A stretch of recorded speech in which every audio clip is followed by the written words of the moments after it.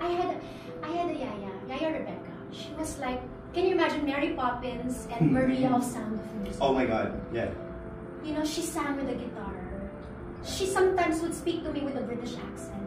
She was hilarious. Okay. You know, she was educated. And she brought me and my sisters up alongside my parents. And siya yung, dadalhin ako sa, ilang taon ako, siguro mga 5 years old ako. Biglang magre-ring yung landline ng mom ko. Ma'am, makinig po kayo sa whatever radio station. Kakanta si Carla. Kasi we live in San Juan area, so malapit kami sa Pasig. So she would bring me to the radio station sa Pasig. Talagang, meron ditong batang gusto kumanta, ganyan. So mag-audition ako, tapos kakanta ko sa radio station. So maririnig ng mommy ko yun. And then, she was the one who bought me the cassette tape of Lea Salonga, Small Voice. Oh. Yes, I was 6, 7 years old now.